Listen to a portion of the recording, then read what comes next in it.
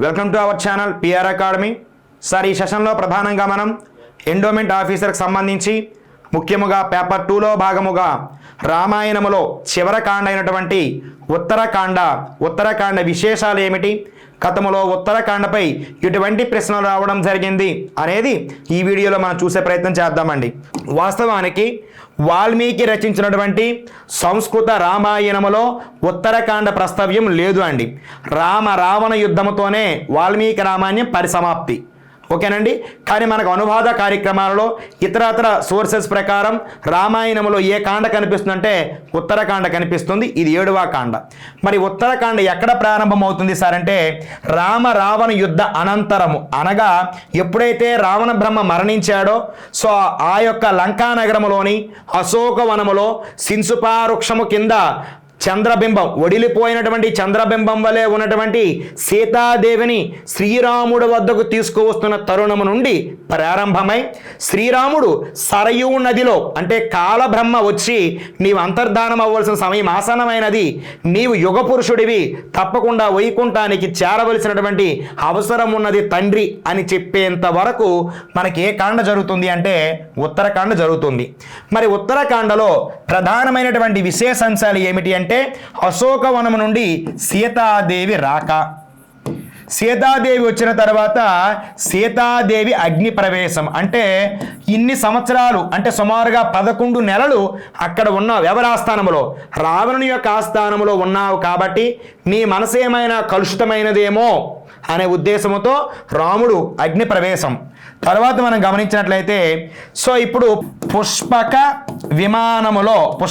విమానములో రామ లక్ష్మణ సీత సమేతముగా విభీషణ మొదలగు రాక్షస వీరులు, వానర వీరులు, కిష్కిందా పాలకులైనటువంటి సుగ్రీవ, హనుమ, జాంబవంతాది మొదలగు వీరులంతా కూడా పుష్పక విమానములో రావాలి.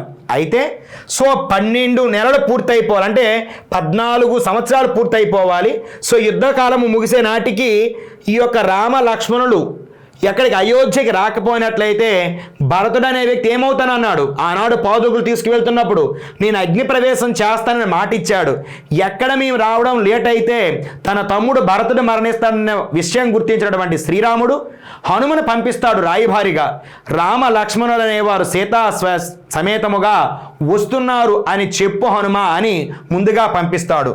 హనుమ ఎక్కడికి రావడం జరుగుతుందంటే నంది గ్రామానికి రావడం జరుగుతుంది. అదే సమయానికి దశరథుని యొక్క భార్యలైనటువంటి కౌసల్య, సుమిత్ర, కైకేయి, కులగురువులైనటువంటి వశిష్ఠ, జాబాలి మొదలగు వారులంతా కూడా ఎక్కడికి చేరుతారంటే నంది గ్రామానికి. మరి ఇక్కడ తర్వాత జరిగే కార్యక్రమం ఏమిటంటే శ్రీరామ పట్టాభిషేకం జరుగుతుంది. యువరాజుగా లక్ష్మణుని చేయమంటే నాకు వద్దంటాడు యువరాజుగా భరతుడు. తర్వాత కాలంలో శ్రీరాముని యొక్క సంతానంకి లవకుశుల జననం, సీత అడవులకు తిరిగి వెళ్ళడం జరుగుతుంది ప్రధానముగా. అదేవిధంగా భరతుని యొక్క సంతానం, లక్ష్మణుని యొక్క సంతానం, శత్రుఘ్ని యొక్క సంతానానికి రాజ్యము పంచడము అనేది ప్రధానంగా చూడాలి. చివరిగా మనం చూడవలసింది ఏమిటంటే శ్రీరాముడు సరయూ నదిలో అంతర్ధానం అవడం అనేది ప్రధానంగా ఏ కాండతో ముగుస్తుంది అంటే ఉత్తరకాండతో ముగిస్తుందండి. సో ఇక్కడ ప్రధానంగా కొన్ని అంశాల గురించి మనం మాట్లాడుకునే ప్రయత్నం చేద్దాం. ప్రధానముగా ఇక్కడ మనం గమనించినట్లయితే సీతాదేవిని ఆ యొక్క అశోకవనం నుండి పల్లకీలో తీసుకువస్తుంటారండి. ఆ సందర్భంలో సీతాదేవిని చూడటానికి ఎందుకు శ్రీరాముడు ఎంత కష్టపడ్డాడు, ఏ సీతాదేవి ఎంత అందంగా ఉందో చూడాలని రాక్షస వీరులు, వానర వీరులంతా కూడా ఎగబడుతూ ఉంటారు. సో ఆ సందర్భం ఏంటి కల్లోలము, ఏంటి గొడవ అని రాముడు ప్రశ్నించగా సీత వస్తుంది అని లక్ష్మణుడు చెప్పగా ఇక్కడ తప్పేమీ లేదు. స్వయంవర వేళలయందు, పట్టాభిషేక ముహూర్తమయందు రాజు స్త్రీలు అనేవారు బయటికి రావడం అనేది నీతే కాబట్టి ఇక్కడ తప్పేమీ లేదు. ఆ పల్లకి దిగి సీతాదేవిని నడుచుకుంటూ రమ్మని చెప్తాడు ఎవడు, శ్రీరాముడు. శ్రీరాముడు ఆజ్ఞానుసారం సీతాదేవి అలా నడుచుకుంటూ వస్తుంది.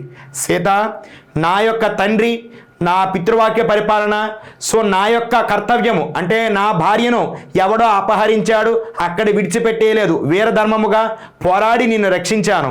సో ఎంతటితో నా కర్తవ్యం పూర్తయింది, ఇక నీ ఇంటికి నువ్వు వెళ్ళు అంటే సీతాదేవి కొంత ఇబ్బంది పడుతుంది. సో మీ మనసులో ఏముందో చెప్పండి అంటే ఇన్ని రోజులు రావణుని యొక్క ఆస్థానములో, రావణుని యొక్క లంకలో ఉన్నావు కాబట్టి నీ మనసేమైనా కలత చెందిందో, కలుషితమైంది ఏమంటే సో తక్షణమే సీతాదేవి అగ్ని ప్రవేశం ప్రవేశం చేస్తానంటది. సో అగ్ని ప్రవేశానికి ఏర్పాట్లు చేసిన వాడు లక్ష్మణుడే. సో రామ లక్ష్మణులు చూస్తుండగానే సో అగ్ని ప్రవేశం చేస్తుంది సీత.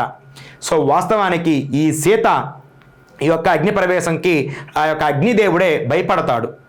ఎందుకంటే సీత యొక్క మనసు ఎల్లప్పుడూ శ్రీరాముడి దగ్గరే ఉంది తప్ప వేరే పరపురుషుడిని ఏనాడు ధ్యానించలేదు, అది జరగలేదు. కాబట్టి తండ్రి సీతాదేవి నిర్మల మనస్సుతో నిన్నే నీ పాదసేవయే లక్ష్యంగా ఉంది తప్ప వేరెవరిని సేవించలేదు, నా సాక్షిగా స్వీకరించు అనగా అప్పుడు సీతాదేవిని స్వీకరిస్తాడు శ్రీరాముడు. ఇప్పుడు ఈ లంకానగరం నుండి అయోధ్యకి చేరేందుకు మార్గం ఏమిటి అన్నప్పుడు విభీషణుడు చెప్తాడు, తండ్రి మా అన్న కుబేరుడు వద్ద నా పినతల్లి ఆ యొక్క ద్వితి గర్భమున పుడతాడు. ఎవరు? రావణ బ్రహ్మ. వాస్తవానికి కైకసీ గర్భమంతా ద్వితి గర్భమున అసురులంతా, సో దేవతలంతా కూడా అతిథి గర్భమున పుడతారు కశ్యప ప్రజాపతికి. సో ఆ మూలంగా జరుగుతుంది వీరి మా అన్నయ్య అయినటువంటి కుబేరుడు వద్దన ఈ యొక్క రావణ బ్రహ్మ ఆనాడు పుష్పక విమానం తీసుకొచ్చాడు. దానిని అధిరోహించి మీరు అయోధ్యకు చేరండి అని ఎవరు చెప్తారంటే విభీషణుడు.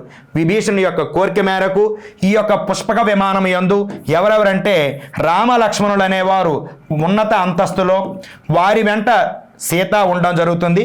వీరి దగ్గర అంగద, సుగ్రీవ, విభీషణుడు. రెండవ అంతస్తులు అంటే కింద వరుసలో సో వానర వీరులంతా, దాని కింద అంతస్తులో రాక్షస వీరులంతా కూడా ప్రయాణిస్తారు. వీరి ముందు ఎవరు వెళ్తున్నారంటే హనుమ తన గమన వేగంతో ప్రయాణిస్తాడు. ఈ ప్రపంచంలో హనుమ యొక్క గమన వేగానికి సరిపోయినటువంటి వీరులు ఎవరైనా ఉన్నారంటే ఇద్దరే ఉన్నారండి. హనుమ యొక్క తండ్రి వాయుదేవుడు, అదే విధముగా మరొక వ్యక్తి ఎవరంటే శ్రీ మహావిష్ణువు యొక్క వాహనమైనటువంటి గరుత్మంతుడు మాత్రమే. వీళ్ళు ముగ్గురు యొక్క వేగాలే సమానంగా ఉంటాయి. సో అందుకు హనుమ అనేవాడు ముందుగా ప్రయాణించడం జరుగుతుంది. ముందుగా మరి హనుమ ఎక్కడికి చేరుకున్నాడంటే నంది గ్రామానికి చేరుకోవడం జరుగుతుందండి. సో నంది గ్రామానికే ఎందుకంటే శ్రీరాముని యొక్క పాదుకులతో భరతుడు ఎక్కడ సన్యాస దీక్ష తీసుకున్నాడంటే నంది గ్రామంలో ఉండడం జరుగుతుంది. సో ఆ యొక్క అన్న రావడం లేట్ అయిపోతే నంది గ్రామంలో అగ్ని ప్రవేశం చేస్తాడనే భయంతో ముందుగా ఎవరు వెళ్తారంటే హనుమ వెళ్ళి చెప్తాడు. సో రేపు ఉదయానికల్లా సీత రామ లక్ష్మణులు అనేవారు వచ్చేస్తున్నారు అని చెప్పి. అదే సమయానికి ఎవరెవరు చేరుకుంటారు అంటే ముఖ్యముగా కులగురవైనటువంటి వశిష్ఠుడు, అదే విధముగా జాబాలి, అదే విధముగా తల్లులైనటువంటి కౌసల్య, సుమిత్ర, కైకేయి, అయోధ్య పురవాసులంతా కూడా ఎక్కడికి చేరుకుంటారంటే నంది గ్రామం. సో అక్కడ నుండి వీళ్ళంతా అయోధ్యకి రాక, అయోధ్యకు వచ్చిన తర్వాత ప్రధానంగా జరిగే సంఘటన ఏమిటి అంటే శ్రీరామ పట్టాభిషేకం. శ్రీరామునికి పట్టాభిషేకం జరిగేటప్పుడు ఇతని యొక్క పాదాలు కడగడానికి చతుస్సముద్ర నీళ్లు తెచ్చిన వాడు ఎవడు అంటాడు సార్? సుగ్రీవుడు. Most important sir. శ్రీరామ పట్టాభిషేక సమయమున శ్రీరామునకు చతుస్సముద్ర పానీయాలు సమర్పించినటువంటి కిష్కింద పాలకుడు ఎవరంటే సుగ్రీవుడు. ఎవరండి? సుగ్రీవుడు. ప్రధానంగా గమనించినట్లయితే సో ఇతనికి సీతారామ పట్టాభిషేక సమయములో సో ఆ ఛత్రాన్ని పట్టిన వాడు ఎవడంటే లక్ష్మణస్వామి. ఛత్రాన్ని పట్టినది లక్ష్మణస్వామి. సో రెండు విసనగర్రాలతో విసినవాడు భరతుడు మరియు శత్రుఘ్నుడు విసరగా వశిష్ఠ మహాముని ఆధ్వర్యములో శ్రీరామ పట్టాభిషేకం జరుగుతుంది. ఇలా జరుగుతున్న సమయంలో ఒక నాయి ఇక్కడ ఒక రజకుడు మాట్లాడిన మాటలకు సో తెలిసినటువంటి శ్రీరాముడు ఎవరిని విడిచిపెట్టేస్తాడంటే సీతాదేవిని అడవిల పాలు చేయడం జరుగుతుంది. ఈమె గర్భముతో ఉన్నప్పుడే ఎవరి ఆశ్రమానికి చేరుతుంది అంటే వాల్మీకి ఆశ్రమానికి చేరుతుంది. ఈ వాల్మీకి ఆశ్రమంలోనే ఎవరు జన్మిస్తారంటే లవకుశులు అనేవారు జన్మించడం జరుగుతుంది. సో ఈ లవకుశుల ఆ తర్వాత కాలం మళ్ళీ కలవడం జరుగుతుంది. ఈ సమయంలో వాళ్ళకి యువరాజు పట్టాభిషేకం చేయడం. ఇదే సమయంలో కాలపురుషుడు ఎక్కడికి రావడం జరుగుతుంది అంటే అయోధ్య నగరానికి రావడం జరుగుతుంది. కాలపురుషుడితో సంభాషణ మాట్లాడుతున్నప్పుడే ఎవరు ప్రత్యక్షమవుతారంటే దుర్వాసుడు రావడం జరుగుతుంది. దుర్వాసుడు కోపిష్టి కాబట్టి ఈ దుర్వాసుడిని నేను రామదర్శనం తక్షణమే చేయాలంటే ఎవరు వేరే వ్యక్తితో మాట్లాడుతూ ఉన్నారు, ఇప్పుడు సమయం కాదు అంటే నేను ఇప్పుడు కలవకపోతే మిమ్మల్ని మీ వంశాన్ని శపిస్తాను అంటాడు. ఆ సమయంలో శ్రీరామ దర్శనానికి దుర్వాసుడు వచ్చాడని చెప్తాడు లక్ష్మణుడు. ఇచ్చిన మాట ప్రకారం లక్ష్మణుడికి మరణశిక్ష విధించాలి. సో ప్రాణ సన్నిహితమైన వ్యక్తులకి మరణశిక్ష ఏమిటంటే విడదీయడమే. కాబట్టి రామలక్ష్మణులు విడదీసేయండి అని దుర్వాసుడు సెలవిస్తాడు. లక్ష్మణుడు ముందుగా సరయూ నదిలో మునిగి అంతర్ధానం అవుతాడు. తరువాత కాలంలో శ్రీరాముడు కూడా ఏ నదిలో అంతర్ధానమయ్యాడంటే సరయూ నదిలో అంతర్ధానం కావడం జరుగుతుంది. సో ఇక్కడతో మనకి ఏ కాండ ముగిస్తుంది అంటే ఉత్తరకాండ రామాయణం అనేది పరిసూక్తమవుతుంది. దీనిని మనం సంపూర్ణ రామాయణం అని చెప్తూ ఉంటాం. మరి ప్రధానంగా ఈ రామాయణంపై గతంలో ఇటువంటి ప్రశ్నలు వచ్చాయి. సరే అంతకంటే ముందుగా ముందుగా తెలంగాణ ఎండోమెంట్ గ్రేడ్ 3కి సంబంధించి మన పిఆర్ అకాడమీలో పేపర్ 1 అండ్ పేపర్ 2కి కేవలం 1500 రూపాయలకే సో 1 ఇయర్ వ్యాలిడిటీతో కోర్సును ఆఫర్ చేయడం జరుగుతుంది అండి. సో మన యొక్క ఫీచర్స్ ఏమిటి అన్నప్పుడు latest digital videos, picture based material, chapter wise bits, topic wise bits and then grand టెస్ట్లు కూడా మన యాప్ నందు అవైలబుల్గా ఉన్నాయి సార్. మొత్తంగా లక్స్ బిట్స్ అనేవి మీకు అందుబాటులో ఉన్నాయి మన పిఆర్ అకాడమీ నందు. సో నెక్స్ట్ మనం గమనించినట్లయితే మన పిఆర్ అకాడమీ నందు సో పేపర్ 2కి కేవలం 999కి మాత్రమే కోర్స్ ఆఫర్ చేయడం జరుగుతుంది సార్. అదేవిధముగా both English and Telugu medium వారికి మెటీరియల్ అదేవిధంగా ప్రాక్టీస్ బిట్స్ కూడా అందించడం జరుగుతూ ఉంది. సో నెక్స్ట్ మనం గమనించినట్లయితే సార్ ప్రధానంగా ఉత్తరాఖండ ప్రకారం లక్ష్మణుడు ఏ నదీ తీరాన సీతాదేవిని విడిచిపెట్టాడు చెప్పాను కదండి. ఒక రజకుడు మాట్లాడినటువంటి మాటలకు, చాకలేవాడు మాట్లాడిన మాటలకు సో ఈ రాముడు ఎవరిని విడిచిపెట్టేశాడు? సీతాదేవిని. అప్పటికి గర్భంగా ఉంది. మరి సీతాదేవిని అడవిలకు తీసుకువెళ్ళినవాడు లక్ష్మణుడు. మరి లక్ష్మణుడు ఏ నదీ తీరాన్ని విడిచిపెట్టాడు? గంగా నదియా, తామసా నదియా, లేదనుకున్నట్లయితే భగీరథియా, సరయు. అయోధ్య అనేది ఏ నది ఒడ్డున ఉన్నది? సరయు. అరణ్యానికి వెళ్తున్నప్పుడు ముందుగా దాటినది తమస. భరద్వాజుని ఆశ్రమానికి ముందు ఉన్నది గంగా మరియు గంగా నది ఏర్పడాలంటే 2 సెలయేళ్ళు, భాగీరథి, అల్కనంద. సో ఈ భాగీరథి వద్దను విడిచిపెడతాడు లక్ష్మణుడు. So option C is the right answer. Next మనం గమనించినట్లయితే శ్రీరాముడు తమ్ముడైన లక్ష్మణుని యొక్క కుమారులు ఎవరు? వారికి ఉత్తరాఖండలో మనకున్న సోర్సెస్ ప్రకారం ఏ రాజ్యాలు ఇవ్వబడ్డాయి అంటున్నాడండి. సో ఇక్కడ ప్రధానంగా మనం గమనించినట్లయితే సో శ్రీరాముని యొక్క 4 కుమారులు ఇక్కడ మనకు కనిపిస్తారు. సో అంటే వాస్తవానికి గమనించినట్లయితే శ్రీరాముని యొక్క సంతానము, భరతుని యొక్క సంతానము, లక్ష్మణుని యొక్క సంతానము, శత్రుఘ్ని యొక్క సంతానం. శ్రీరాముడికి పుట్టినవాడు లవుడు మరియు కుశుడు. భరతుడికి పుట్టినవాడు తక్షకుడు, పుష్కరుడు. అదేవిధంగా లక్ష్మణుడికి పుట్టినవాడు అంగదుడు, చంద్రకేతుడు. సో అదేవిధముగా శత్రుఘ్నుడికి పుట్టినవాడు ప్రధానముగా సుబాహుడు, శృతసేనుడు అనేవారు ప్రధానంగా వీరి సంతానం అండి. సో దీని గురించి బ్రీఫ్గా మన యాప్లో ఉంది, తర్వాత చూద్దాం. సో ఇక్కడ మనకేమడుగుతున్నాడు? లక్ష్మణుడి యొక్క కుమారులు ఎవరు అంటున్నాడు అండి. సో ఇక్కడ లక్ష్మణుడి యొక్క కుమారులు ఎవరు? అంగదుడు, అదేవిధముగా మనం గమనించినట్లయితే చిత్రకేతుడు. సో ఇక్కడ మనకు ఆప్షన్లో గమనించినట్లయితే ఇక్కడ మనకు బాగా గమనిస్తే సో ఆప్షన్ ఏ మాత్రమే ఉందండి, చంద్రకేతుడు. సో ఇక్కడ ఆప్షన్ ఏ. సో లక్ష్మణుని యొక్క కుమారుడు అంటే అంగదుడు, చంద్రకేతుడు. వీరికి ఏ రాజ్యాలు ఇచ్చారంటే ఖరపద, చంద్రక్రాంత అనేవి ఇవ్వడం జరిగే రాజ్యాలు విభజించే సందర్భంలో ప్రధానముగా. ఓకేనండి. సో నెక్స్ట్ మనం గమనించినట్లయితే ప్రధానముగా శ్రీరాముడు తన అవతార సమాప్తి సమయంలో ఆ యొక్క కాలం ఆసన్నమైనది, ఇంకా త్రేతాయుగం ముగుస్తున్నది, ద్వాపరయుగం ప్రారంభమవుతున్నది అని తెలియాలి కదా. సో శ్రీరాముడు వెళ్ళిపోతే కదా ద్వాపరయుగం వస్తుంది. సో అప్పుడు అతని కలవడానికి కాలపురుషుడు ఏ రూపంలో అయోధ్యకు వచ్చాడు? ఇక్కడ కాలపురుషుడు అంటే యముడు అండి. సో కాలమును నియంత్రించగల శక్తి ఇద్దరికే ఉంది. సో యముడికి, యమునాత్రికి ఇద్దరు కూడా ఇక్కడ మనం గమనించట్లేదు సూర్యుని యొక్క పుత్రుడు. సూర్యునికి మరొక పుత్రుడు ఉన్నాడు, శని. ఓకేనండి. నెక్స్ట్ మనం గమనిస్తే ఒక వృద్ధ బ్రాహ్మణుడు రూపంలో, ఒక దివ్య తపస్వి లేదా ముని రూపంలోను, యమధర్మరాజు స్వరూపము, ఒక వానరుడు. సరే యమధర్మరాజే కాలపురుషుడు రూపంలో రావడం జరిగినది, డైరెక్ట్గా యమధర్మరాజు రాలేదు. ఎలా వచ్చాడు? మారు రూపంలో వచ్చాడు. ఎందుకు? రాముడు అప్పటికి మానవ మాతృడుగా ఉన్నాడు. సో కాబట్టి ఆ రూపంలో రావాలి.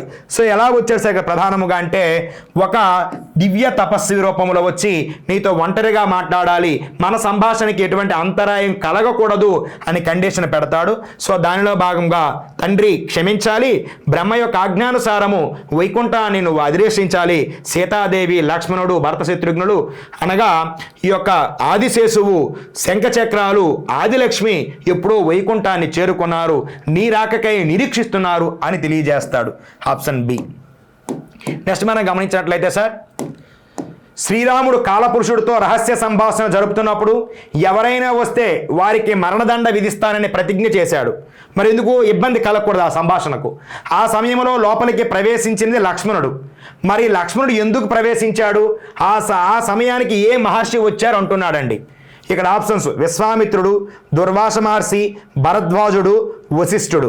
సార్ విశ్వామిత్రుడు రాలేదు, భరద్వాజుడు రాలేదు, వశిష్ఠుడు రాలేదు, దుర్వాసుడే.